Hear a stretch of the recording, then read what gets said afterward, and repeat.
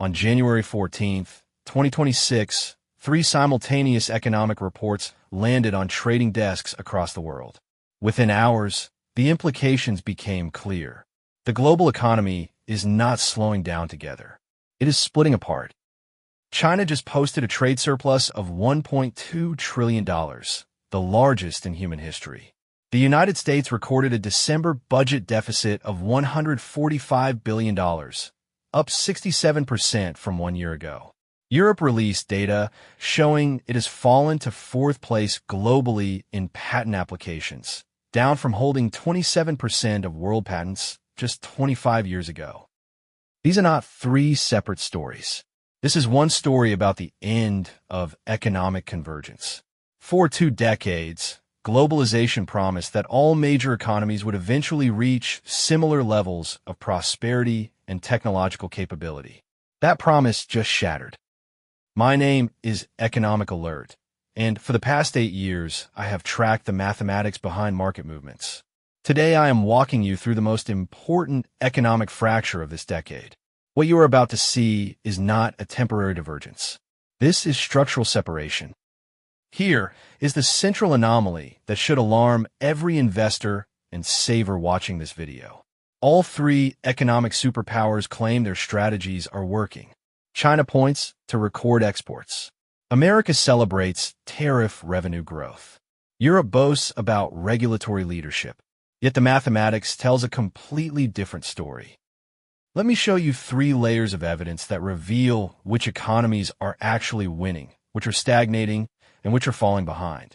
By the end of this analysis, you will understand exactly where your savings and investments sit in this new economic order. The gap you need to understand is this. Official government statements from all 3 regions describe strength and resilience. But when you examine trade flows, budget mathematics, and innovation metrics, only one economy is genuinely thriving. One is borrowing against its future, and one is losing the capacity to compete. Let us start with the numbers that governments cannot hide. The General Administration of Customs in Beijing released trade data on January 14th, 2026. The numbers are extraordinary. China exported $3.77 trillion worth of goods in 2025. Total imports reached $2.58 trillion. Subtract imports from exports. The result is a trade surplus of $1.189 trillion. To put this in perspective, this exceeds the entire gross domestic product of Spain or Mexico. One country, in 1 year, sold $1.2 trillion more to the world than it bought. This is not just a record for China. This is the largest trade surplus ever recorded by any nation in economic history. The previous record holder was also China in 2024, with a surplus of $992 billion. Now let us examine what this growth looks like month by month. December 2025 exports grew 6.6% compared to December 2024. Economists surveyed by Bloomberg had predicted only 3.1% growth. China doubled expectations. Here is where the story becomes unusual. The United States under President Donald Trump imposed aggressive tariffs on Chinese goods throughout 2025. Economic theory suggests this should have crushed Chinese export growth. Trade wars are supposed to hurt the targeted nation. Instead, China's exports accelerated. Let us calculate what happened to trade flows. According to shipping data firm Project 44, exports from China to the United States fell 28% in 2025. This is a massive decline. If China depended primarily on American consumers, this would have been catastrophic. But total exports grew 5.5%. How is this mathematically possible? The answer lies in trade diversification. When Chinese exports to America fell by approximately $200 billion, exports to other regions rose by more than $400 billion. The calculations show that Africa, Southeast Asia, Latin America, and even Europe absorbed Chinese manufacturing output that previously went to the United States. This is what economists call trade diversion, and it happened faster than any analyst predicted. China achieved this through strategic currency management and targeted subsidies. The yuan depreciated modestly against the dollar throughout 2025, making Chinese goods approximately 5 to 8% cheaper for non-American buyers. Meanwhile, Beijing announced on December 28, 2025 that it would reduce import tariffs on 935 categories of raw materials and industrial goods. This dual strategy works like a seesaw. Make your exports cheaper for new customers. Make your imports cheaper for domestic manufacturers. The result is sustained trade dominance, even while facing tariffs from your largest historical customer. Now compare this to China's closest trade rival. Germany, the European Union's export powerhouse, recorded a trade surplus of approximately 237 billion euros in 2025. Converting to dollars at the average exchange rate, this equals roughly $255 billion. China's surplus is 4.7 times larger than Germany's. Think about what this means for global currency flows. Every month, $1.2 trillion more flows into China than flows out. This money does not disappear. It turns into foreign exchange reserves, sovereign wealth fund investments, and international lending power. The composition of Chinese exports reveals another critical shift. High-technology exports grew significantly faster than traditional manufacturing. Electric vehicles, lithium batteries, and solar panels saw export growth of 27% year-over-year. Industrial robots and advanced machinery exports rose 13%. China is not just making more products. It is making more sophisticated products. This contradicts the common Western narrative that China only succeeds through low-cost labor and currency manipulation. The mathematics shows China moving up the value chain at exactly the moment when tariffs should have pushed it down. Let us examine one specific example to make this concrete. BYD, the Chinese electric vehicle manufacturer, sold approximately 3 million electric and hybrid vehicles globally in 2025. This surpasses Tesla's global sales for the same period. BYD's average export price sits around $20,000 per vehicle, while Tesla averages $45,000. Multiply 3 million vehicles by an average price of $20,000. BYD alone generated approximately $60 billion in export revenue from vehicles. This is just one company in one sector. Now consider that China has dozens of electric vehicle manufacturers beyond BYD, plus battery suppliers, solar panel makers, and semiconductor producers. The final data point that confirms China's structural advantage is the frequency of monthly surpluses exceeding $100 billion. In 2024, China recorded a monthly trade surplus above $100 billion exactly once. In 2025, this happened 7 times. This is not volatility. This is a step change in China's trading position. The country has fundamentally altered its relationship with the global economy, and tariffs from Washington proved unable to stop this shift. Now, let us turn to the United States and examine how trade policy is colliding with fiscal reality. The U.S. Treasury Department released monthly budget data on January 13, 2026. December 2025 recorded a budget deficit of $144.7 billion. This represents a 67% increase compared to December 2024, when the deficit was $86.9 billion. In simple terms, America spent $58 billion more than it collected in taxes during 1 month. But here is where the domino effect begins. Domino 1 is tariff revenue. The United States collected $27.9 billion in customs duties during December 2025. Compare this to December 2024, when customs revenue was only $6.8 billion. Tariff collections increased more than 4 times year over year. This looks like a success for President Trump's trade policy. More tariffs equal more government revenue, which should reduce the budget deficit. Yet the deficit increased by 67%, not decreased. The mathematics reveals why tariffs failed to solve the deficit problem. Total government spending in December 2025 reached $629 billion, an increase of 16.3% compared to the previous year. Tariff revenue grew by approximately $21 billion, but spending grew by $88 billion. $21 billion in new revenue cannot close an $88 billion increase in spending. This is arithmetic that a fifth-grade student could verify. The gap between revenue and spending is widening despite record tariff collection. Domino 2 is interest payments. The United States now pays approximately $355 billion per quarter in interest on the national debt. This figure grew 15% compared to the same quarter 1 year earlier. As total debt rises and interest rates remain elevated, debt service costs compound. Think about what this means practically. For every $4 the U.S. government collects in taxes, approximately $1 now goes purely to interest payments on past borrowing. This is money that does not fund military salaries, infrastructure repairs, or Social Security benefits. It is dead money, paid to bondholders for loans taken years ago. Let us calculate the trajectory. In fiscal year 2025, total interest costs were approximately $1.4 trillion. If interest costs continue growing at 15% annually, fiscal year 2026 will see interest payments of approximately $1.61 trillion.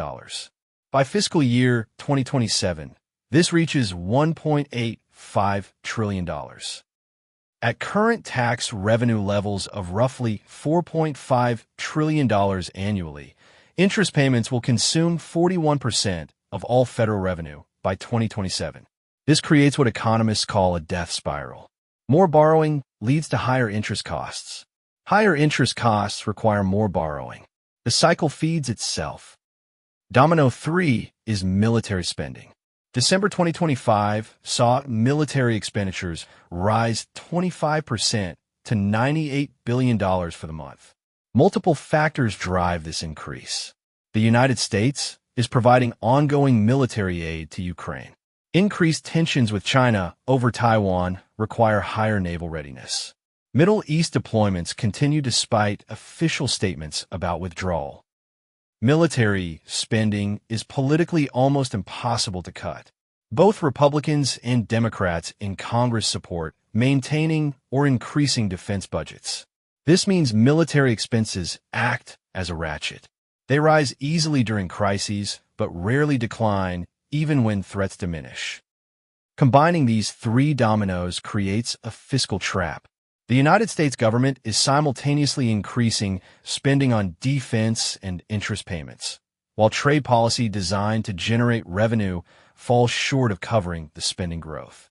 The first quarter of fiscal year 2026 recorded a total deficit of $602.4 billion, up 15% from the previous year.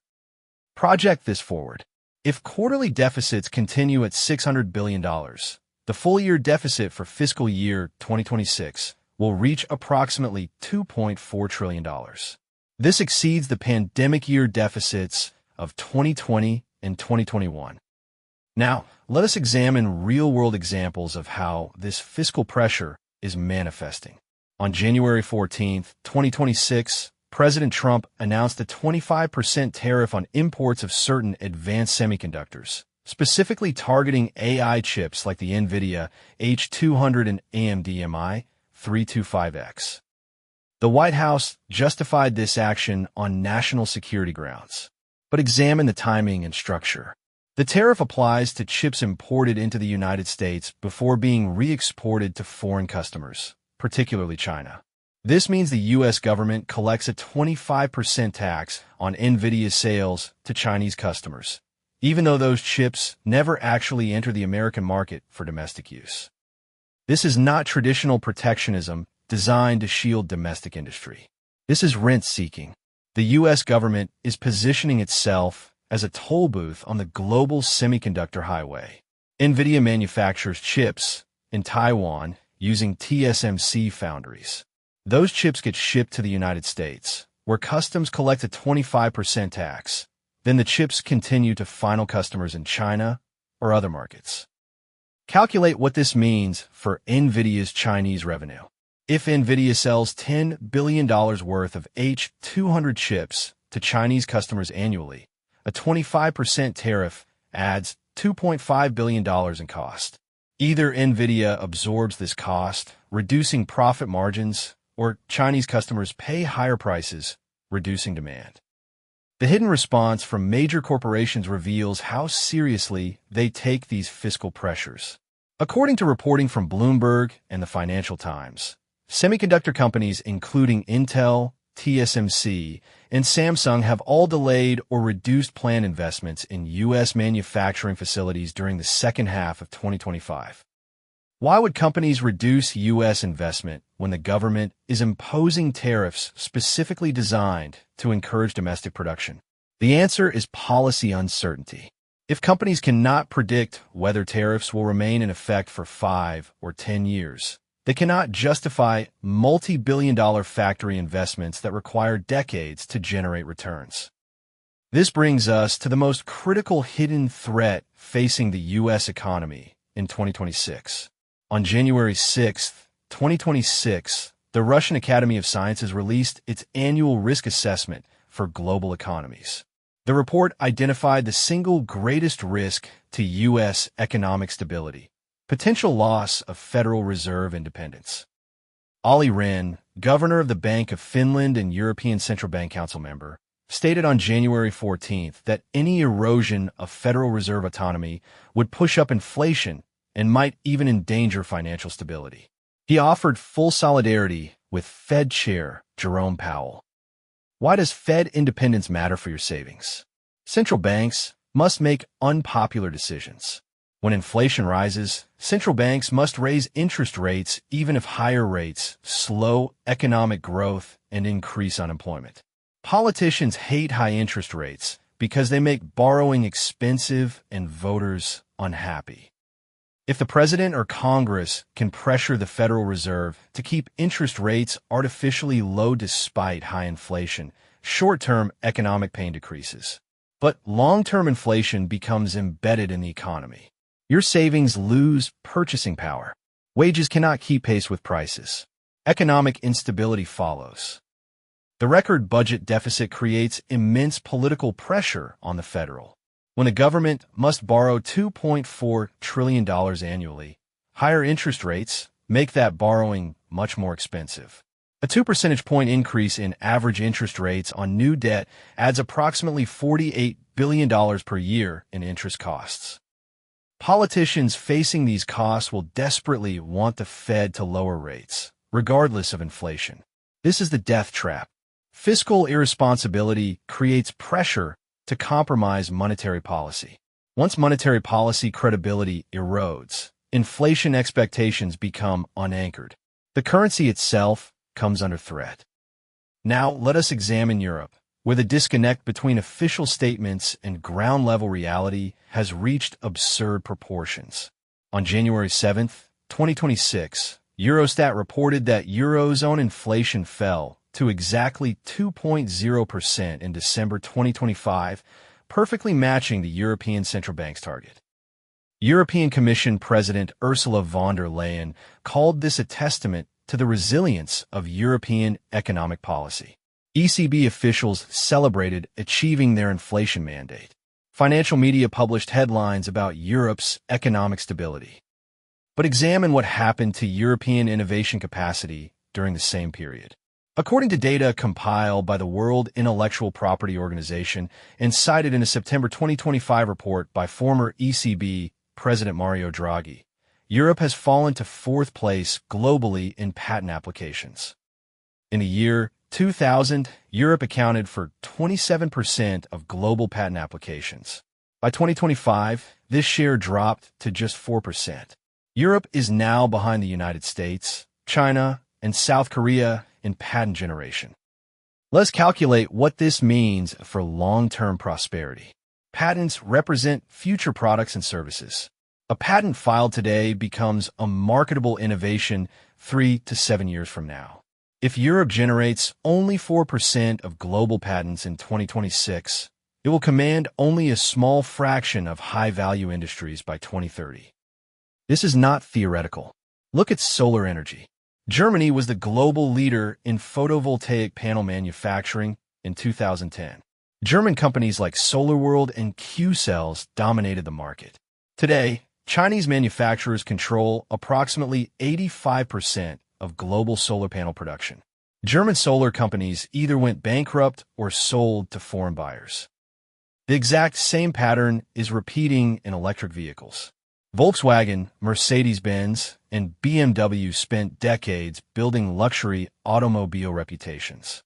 In 2025, Chinese electric vehicle manufacturer BYD sold more electric vehicles in Europe than any single European automaker. The price difference is staggering. A BYD Seal sedan costs approximately €30,000. A comparable BMW i4 costs €55,000. European consumers can buy 2 Chinese electric vehicles for the price of 1 European electric vehicle. This is not a small competitive disadvantage that can be overcome through marketing or brand loyalty. This is a structural cost gap that makes European manufacturing uncompetitive.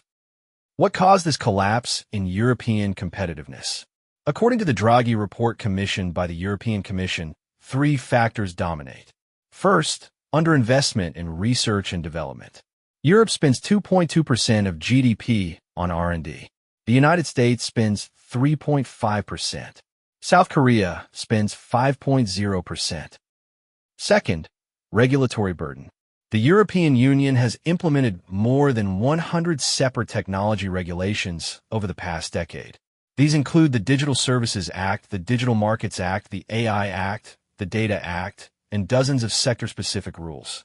These regulations are overseen by more than 80 different regulatory agencies across member states. Entrepreneurs describe this environment as regulatory suffocation. Starting a technology company in Europe requires navigating compliance costs that are 3 to 5 times higher than in the United States. Scaling across borders within the EU itself requires adapting to different implementations of EU-wide rules in each member state. The result is predictable. According to research cited in the Draghi report, approximately 1/3 of European tech startups that achieved unicorn status, meaning valuation above $1 billion, subsequently relocated their headquarters to the United States over the past 15 years. They were founded in Europe, but moved to America to access capital and escape regulatory costs. Third, fragmentation of capital markets.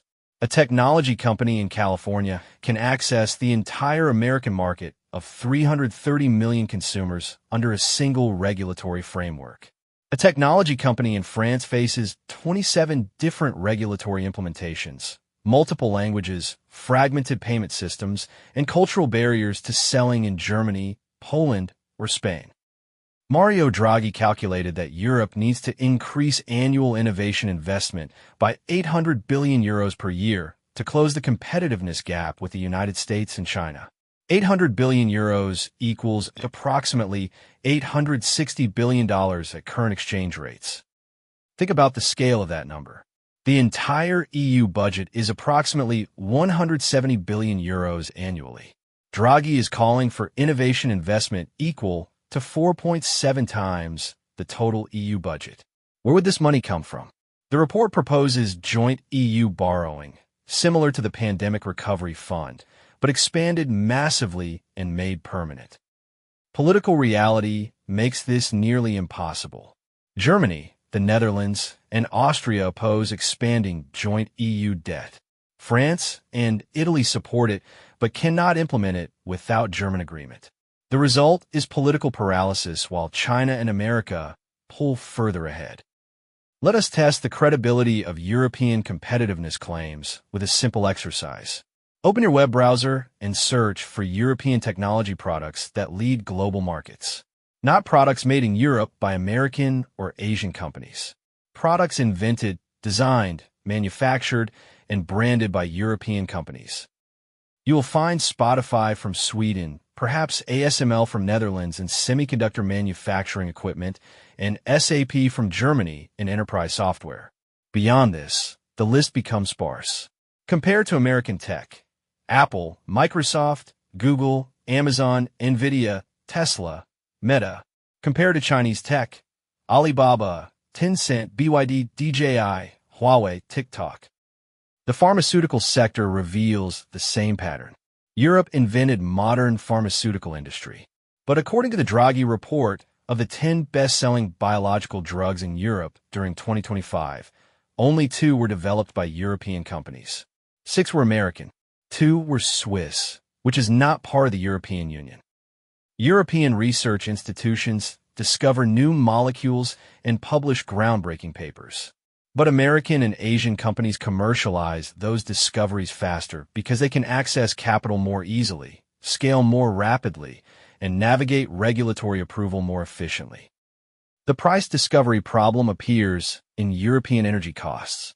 According to Eurostat, the average industrial electricity price in the European Union during the fourth quarter 2025 was approximately 18 cents per kilowatt hour. In the United States, industrial electricity averages 8 cents per kilowatt hour. In China, industrial electricity costs approximately 6 cents per kilowatt hour. If you operate an aluminum smelter or a data center, electricity is one of your largest costs. European manufacturers pay 2 to 3 times more for the same energy. How can they compete globally when their input costs start at double or triple the price of competitors? European officials blame cheap Russian gas dependence before the Ukraine war, then blame the loss of Russian gas after sanctions. But this misses the structural issue.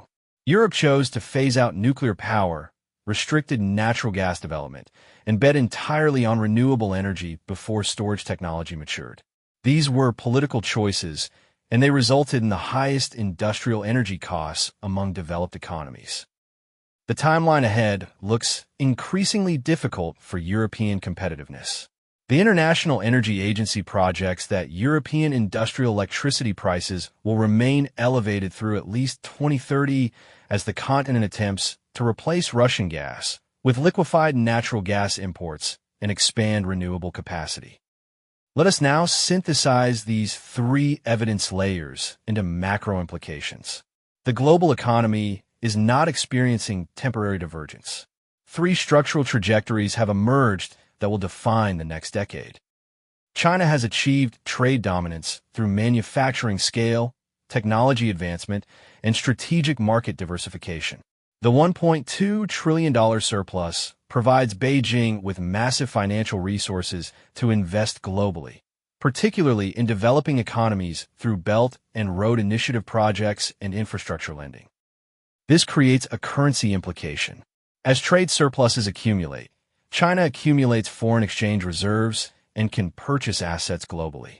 Chinese sovereign wealth funds and state-backed companies are buying ports in Africa, mines in Latin America, and technology companies in Southeast Asia.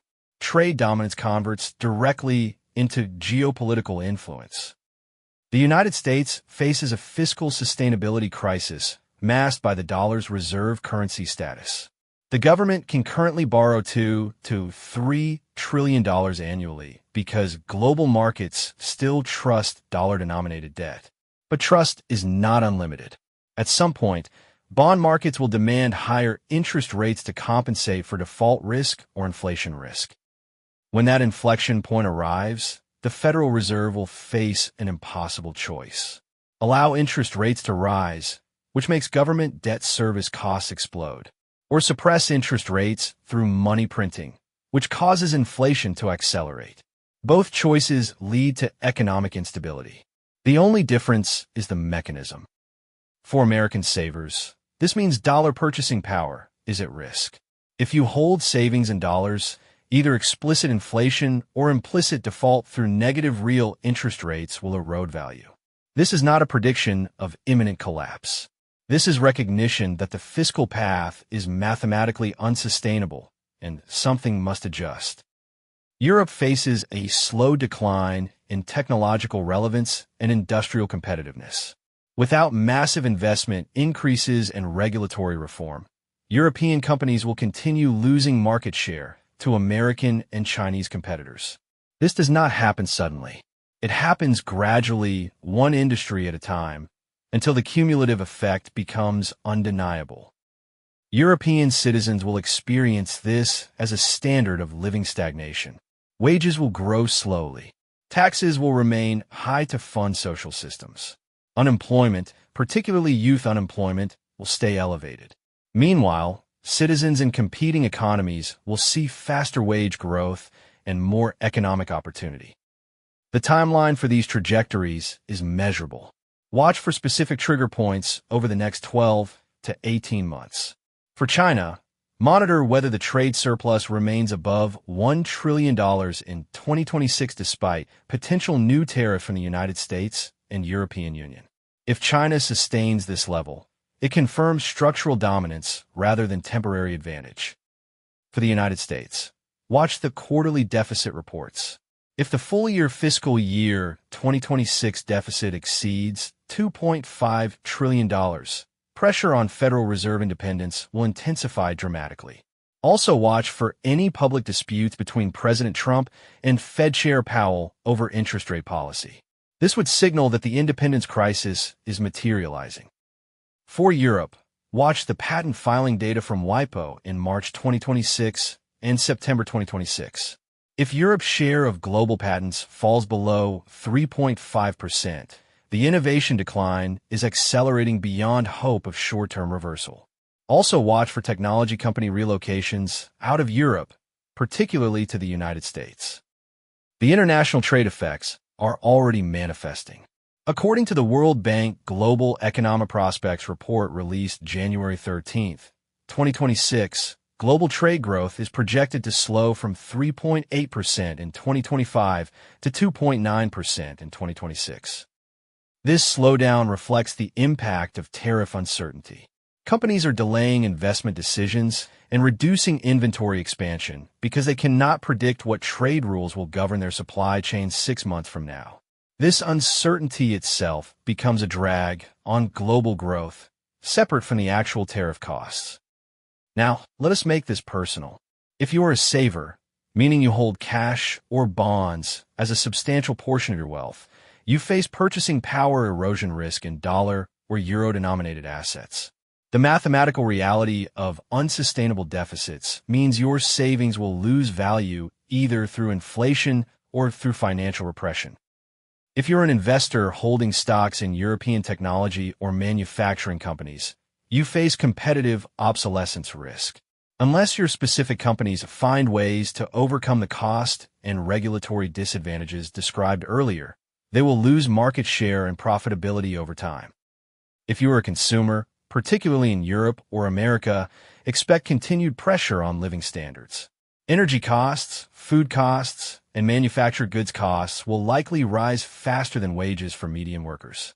The trade surplus in China and trade deficits in the West mean consumption power is gradually shifting eastward. If you work in a tradable goods industry, meaning an industry that competes globally like manufacturing, technology, or engineering, your employment prospects depend heavily on where you live. Chinese and Southeast Asian workers in these industries will see growing opportunities. European and American workers in these industries will face stagnant or declining opportunities unless they work for the small number of globally dominant companies. The personal action framework is not about financial advice, which I cannot provide, but I can outline factors to consider. First, diversification across currencies and asset classes becomes more important in an era of structural economic divergence. Do not assume the dollar or euro will maintain purchasing power automatically. Second, skill development matters more than ever. Workers who can provide services that are not easily traded globally, such as healthcare, education, or specialized local services, have more stability. Workers in commodities tradable industries must achieve top-tier global competitiveness or face wage pressure. Third, understand your government's fiscal position. If you live in a country with unsustainable deficit trends, expect either higher taxes, reduced government services, or both in coming years. Plan accordingly for reduced government support in retirement, healthcare, or education. Fourth, pay attention to where innovation and capital are flowing globally. The centers of economic dynamism are shifting. What was true about economic opportunity in 1990 or 2010 is not true today. Update your mental model. Let us reconnect the three evidence layers into a unified picture. Layer 1 showed China achieving record trade dominance through export diversification and technology advancement. Layer 2 revealed America's fiscal trajectory colliding with political pressure on monetary policy independence. Layer 3 exposed Europe's loss of innovative capacity and competitive position. These three patterns are not independent. They represent a single phenomenon, the fracturing of the post-Cold War economic order. For 30 years, the global economy moved toward integration and convergence. That era is ending. We are entering an era of economic blocks, strategic competition, and divergent prosperity. The clear thesis is this. China is winning the manufacturing and export competition through scale, subsidies, and faster innovation cycles in emerging technologies. The United States is consuming its future prosperity through fiscal irresponsibility while trying to use tariffs as a substitute for competitive policy. Europe is regulating itself into irrelevance while its best entrepreneurs leave for more dynamic economies. We do not know exactly how this resolves. Several scenarios are possible. Best case scenario, American and European policymakers recognize the crisis and implement serious fiscal reform, innovation investment, and regulatory streamlining. This would restore competitiveness over a decade-long adjustment period.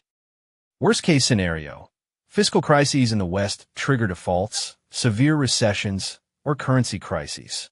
Global trade collapses as countries turn to protectionism and economic nationalism. A decade of stagnation follows, similar to the 1930s, but without World War. Likely case scenario, gradual decline in Western living standards relative to Asia. China continues gaining economic share. America maintains advantages in a few high-value sectors like software, aerospace, and finance, but loses ground in manufacturing and consumer goods. Europe becomes a museum economy with high culture but low growth. The balanced perspective is that preparation matters more than prediction. You cannot know which scenario will occur, but you can position yourself to weather multiple outcomes. This is not about panic. This is about facing mathematical reality and adjusting accordingly. Here are questions to ask your financial advisor or consider independently. What percentage of my savings is denominated in dollars versus other currencies? What percentage of my investment portfolio is in companies with genuine global competitive advantages versus companies that depend on protected domestic markets? Do I have skills and income sources that are resilient to trade disruption and currency volatility? What is my exposure to government bonds from high-deficit countries? Do I understand the inflation-adjusted return I need to preserve purchasing power, not just the nominal return? Have I considered assets that typically preserve value during periods of fiscal instability, such as real estate in stable markets, precious metals, or equity in resource-producing companies? These are not recommendations. These are questions. The answers depend on your specific situation, risk tolerance, and timeline. But asking the questions is essential because the economic environment has fundamentally changed in the past 24 months. The final message is that knowledge is power in economic transitions. Most people will not understand what is happening until it has already happened. They will wonder why their savings buy less, why good jobs are harder to find, why their country seems to be falling behind. They will look for scapegoats and simple explanations. You now understand the structural dynamics. You know that China's trade surplus reflects manufacturing scale and technology advancement. You know that America's deficits create pressure on monetary policy independence. You know that Europe's regulatory burden is crushing innovation capacity. This knowledge allows you to adapt while others remain confused. You can adjust your career, your savings, and your expectations based on reality rather than outdated assumptions. This is the advantage of understanding mathematics over listening to slogans. I invite you to engage with this analysis. What are you seeing in your local economy or your industry? Are you observing the patterns described here? Leave comments below to share your perspective. Subscribe to Economic Alert for ongoing analysis as this story develops throughout 2026. Next video will examine the semiconductor supply chain crisis in detail, including how Trump's chip tariffs interact with Taiwan's geopolitical risk and why every major economy is simultaneously trying to build domestic chip manufacturing capacity. The mathematics of semiconductor economics explains why this is much harder than politicians realize. The Great Economic Divide is not a future risk. It is the present reality. The question is not whether this is happening. The question is whether you will adapt to it.